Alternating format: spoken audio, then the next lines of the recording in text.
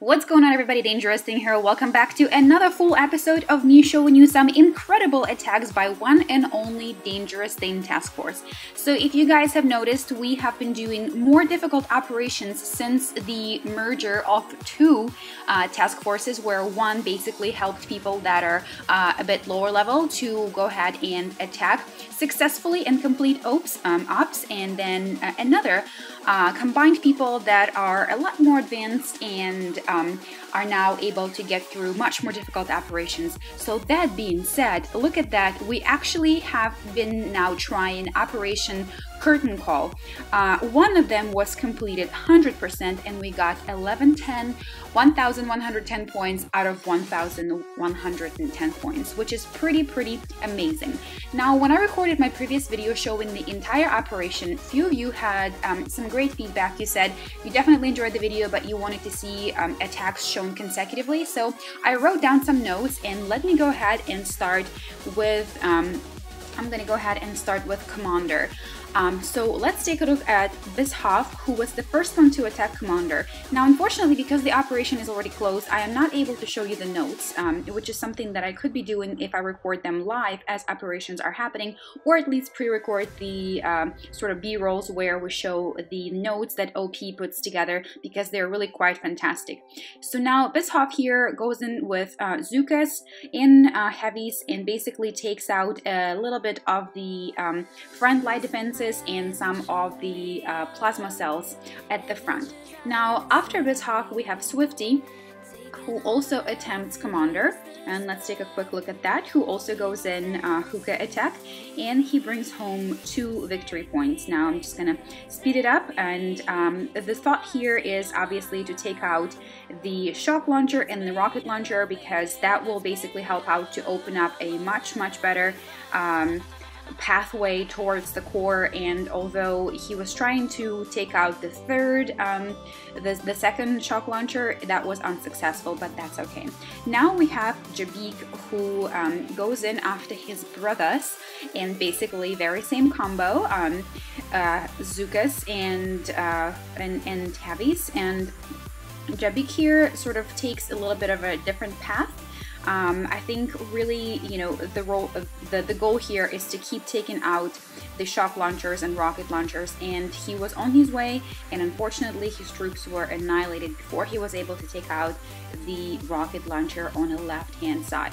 After Jabik, we had Nino, and let's find Nino in this lovely lengthy record. Okay, so Nino is going in with 1 Scorcher, heavies, and Zookas, and he takes out the remaining rocket launcher with just 1 artillery shot or 2 artillery shots, which is pretty great because it definitely helps the following team to keep rolling. Now, you know, he is trying to clear up as much in his way as possible, which, you know, really helps out to weaken up the core. I don't know if, I actually don't know if taking out plasma cells is as devastating to the core as taking out core defenses and defense buildings, but nonetheless, it definitely helps out to, first of all, farm GBE, and second of all, to then use that GBE to barrage buildings, and of course helps out towards the overall goal of the team. Now I'm just gonna quit out of here because he is gonna, you know, just clear out a few more defenses and his time will run out. And let's go ahead and hop back and take a look at the finishing operation of Karkar, who took down Commander after all of the help of the people prior to him. Now, this is going to be one heck of a skillful Hooka attack. Let's take a quick look.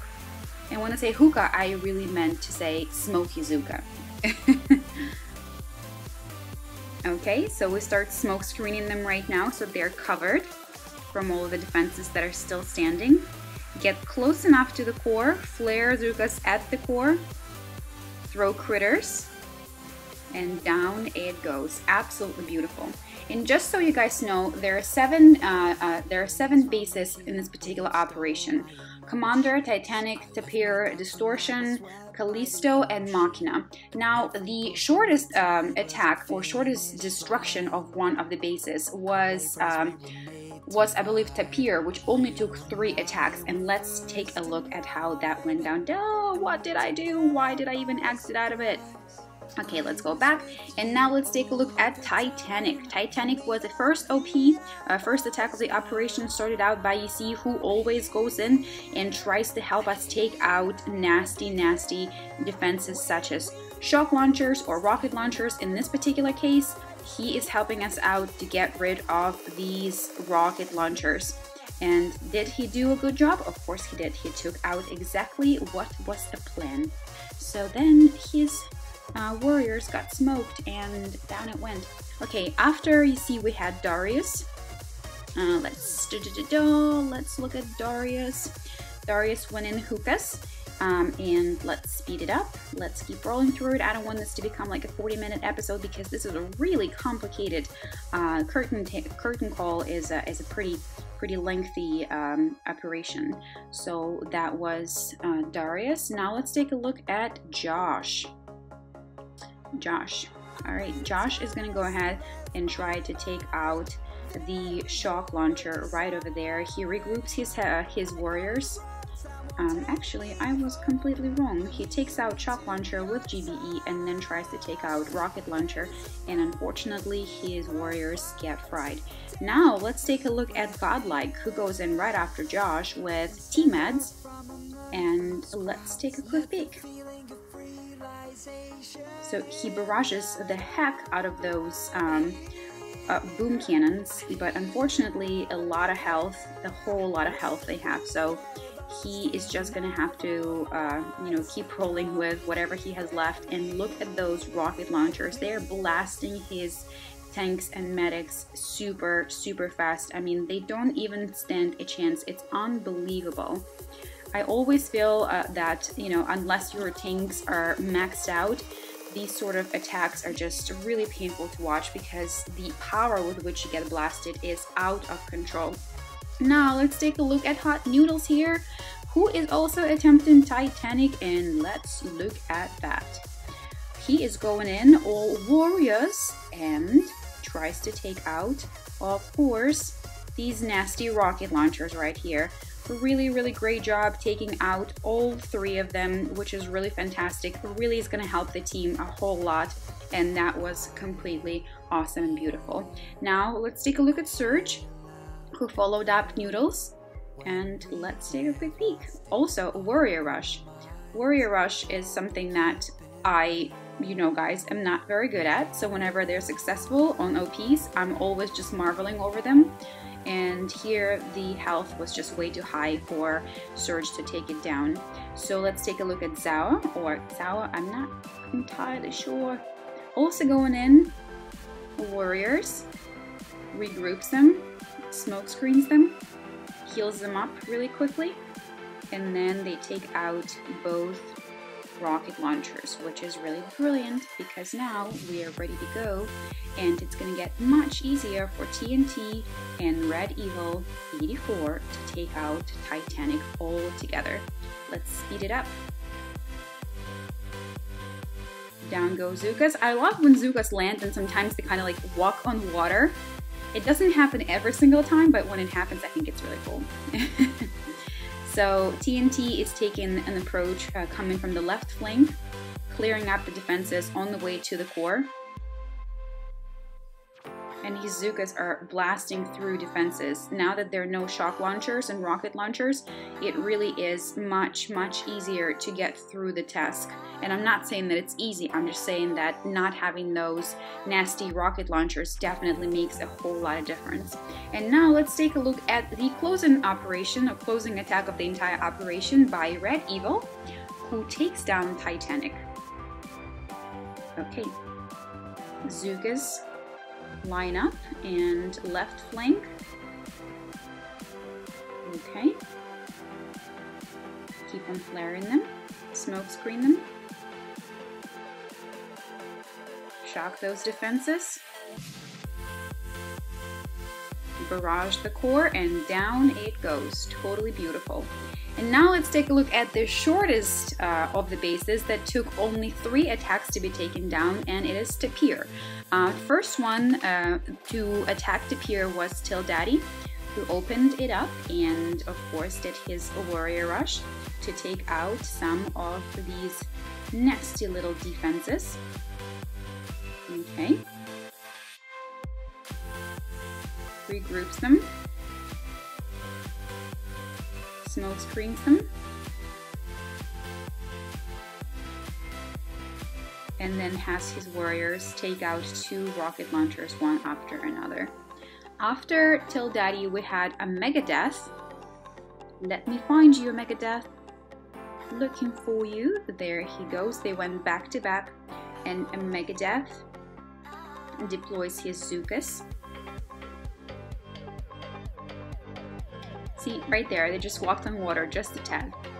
He smoke screens them through defenses and does a really nice job keeping them collected. Smoke screens them all the way up to 10 o'clock, 11 o'clock. And unfortunately they get fried super fast. And then we had Link, who finished up the operation to Pier with all Zookas. Let's take a quick peek.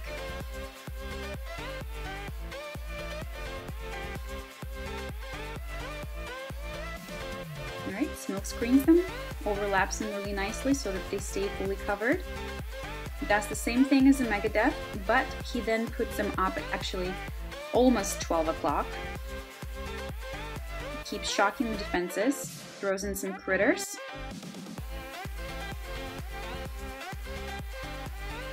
And now that Zookas are out of the range of all the defenses, he's in pretty good shape. Oh, I guess the boom cannons were still sort of hitting them up, but that didn't stop him from taking it home.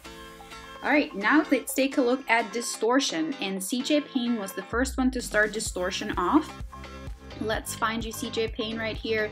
6 victory points he brings home, deploying all warriors, and let's take a look at how he accomplished that, because that is pretty incredible. We all know that warriors get fried really fast as soon as they stop being grouped. So he heals them up right here and then flares them back at the defense that he wants to take out, throws critters, puts more health on them, and then keeps on flaring them. And with just a little bit more, just like 2 more warriors, something, he probably would have taken out the remaining rocket launcher, but not meant to be, not meant to be. After CJ Payne, we had Ahmed, who went ahead and attacked Distortion and brought home 22 victory points with deploying Zookas and Heavies.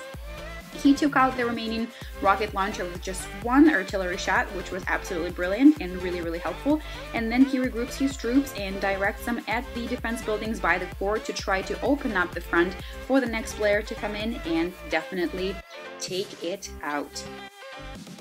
These nasty shock blasters, you guys, I'm telling you, shock launchers rather. Let's take a look at Tinus, who was the next one to go ahead and attack. Tinus, where you are, there you go. And with 556 victory points, unfortunately Tinus did not bring home anything. Let's take a look at what mistakes he made here. So he puts his troops right by the core, and at that point they're getting hit up by the shock launcher, they're getting the rocket launcher from above, and unfortunately gets his troops absolutely fried. But then we have Basala, who comes in and comes to the rescue and brings home the rest of the moolah, you guys, rest of the bacon. He basically, excuse me, puts his troops right next to the core, and down it goes in absolutely no time. Super beautiful. Now let's take a look at Callisto. Callisto was one of the bases that took quite a lot of effort, and let's see. Callisto was opened up by Joe Beef. Joe Beef is a beastly member of our team, and let's take a look at what he did here.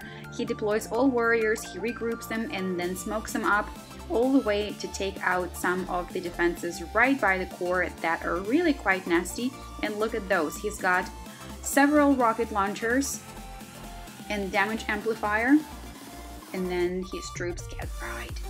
After Joe Beef, we had where's Joe Beef? We had Max, who went next, and he deployed all Zookas. Let's take a look at Max. So Max is doing a little bit of GBE farming right over here, but in the meantime he was barraging the core. and then he is going to deploy his ladies further to the left hand side. They're taking out plasma cells one after another, and they keep going, taking advantage of the plasma cells. Then he regroups them because that was getting a little bit too close to those boom cannons. He keeps on taking out plasma cells to weaken up the core, and down he goes. Okay, that was Max, and after Max we had we had triple question mark to finish it off. So we had two bases that actually got finished off in just 3 attacks, Tapir and Callisto. Alright, let's take a look at how our lovely, questionable character is going to accomplish this task. So he smoke screens his Zookas. Very, very lovely. He overlaps his smoke screens, and his Zookas stay perfectly collected. They don't get hit up on the way there at all. And then they just, you know, keep blasting out at the core. And he continuously keeps shocking the defenses that would be within the range of Zookas, and takes it down. Super, super beautiful attack. Job well done. And now let's take a look at one final base. Machina it was, if I am not mistaken. Okay, so let's take a look. I had Leo Man, who started out first with all warriors. Takes out one defensive building for the entire attack, but definitely an important one, because of course it is a shock rocket launcher. Today, what is wrong with me? I keep confusing shock launcher and rocket launcher. And of course, as always, I'm having my daily episode of I Cannot Speak. Okay, so Leo Man was the first one to open up Machina, and after him we had, let's keep on looking, we had Wyro, who I actually haven't met yet. I believe he's a very new member of our task force, and with my current job that is taking over my life and I don't even have time to sleep sometimes, I have not had a chance to introduce myself to him and, you know, have him introduce himself to me. But welcome back. Welcome to the team. Thank you for your contribution to this attack. Really nice job grouping his Zookas right by the core, shocking the defenses, and if only the close by defense buildings didn't fry them, I feel like he had a pretty good shot at the Machina base. JC goes in right after Wyro, and let's take a look at what he's doing here. So we're all following the lead, following the same notes, and basically doing what our co-leader OP you know, kind of recommends to be the best course of action. Unfortunately, JC's Zookas get fried by flamethrowers, and they are toast, literally and figuratively speaking, pretty fast.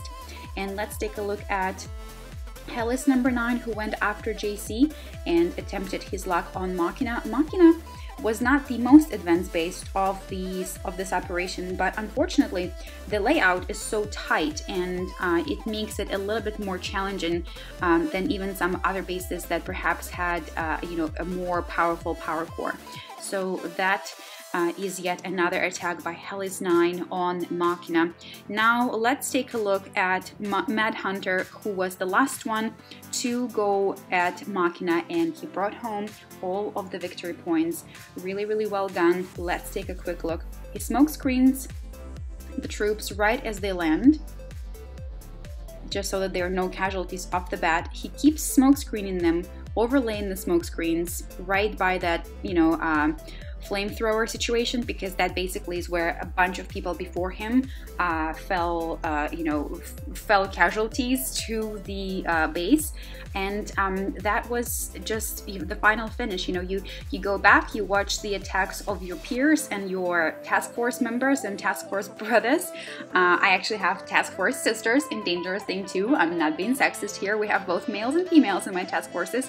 So you guys, that was Operation Curtain Call, where our wonderful TF did the best they could and brought home all of the victory points that were available at the operation. So right now we're doing choke point. We've done another curtain call, which I actually haven't been able to contribute to due to my a crazy job, or maybe I did. I think I did actually at the very last second when I got the notification.